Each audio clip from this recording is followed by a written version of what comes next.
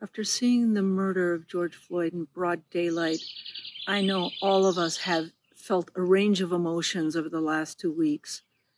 There's a feeling of profound anger, deep sadness, but also I immediately felt some emptiness knowing that we have for decades been struggling against these kinds of murders and violence against people of color in our nation. In my own moment of emptiness, though, I turn to our leaders in the African American community because that is who we need to listen to at this moment to guide us through. They are saying, don't come to our communities with your own agenda.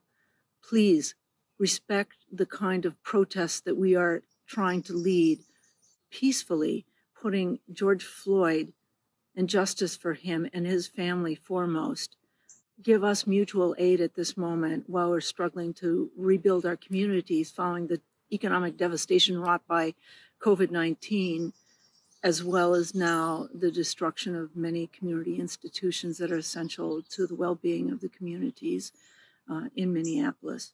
So those are the voices we need to listen to right now.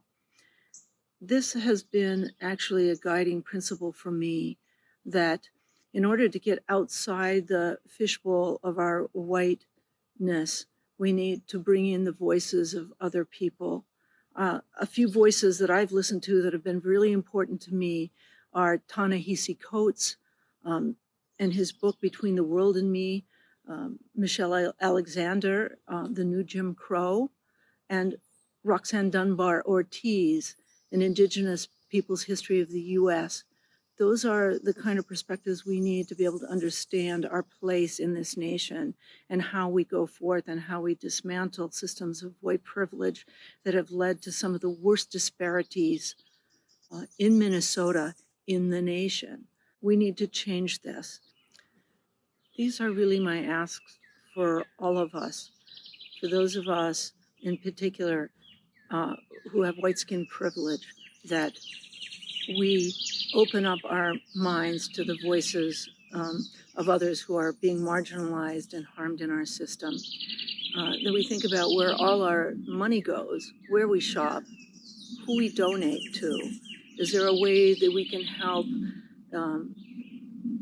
leverage some of our economic privilege to lift up those voices and that leadership? And thirdly, it's very hard to imagine changing Washington, D.C., but we can change Minnesota. We elected our Attorney General, Keith Ellison, who has not only been leading in this pandemic and challenging the price gouging and rent increases that are harming people, but he will be the one, I believe, who will bring justice for George Floyd's family. We have a very forward-thinking House Democratic majority and Senate leaders right now, but we have a majority leader in Paul Gazelka who is preventing us from making the kind of changes we need. He is the one who is holding up rent assistance for those who face eviction in this pandemic. He is the one who is trying to undermine Governor Walz's authority by saying that the Democratic leadership is allowing lawlessness to happen in our cities. He is not helping us to heal our state. We need to replace him. So I say to you all, we need to mobilize young people. We need you to continue to lead in the way you have in the last period. We need you to register to vote.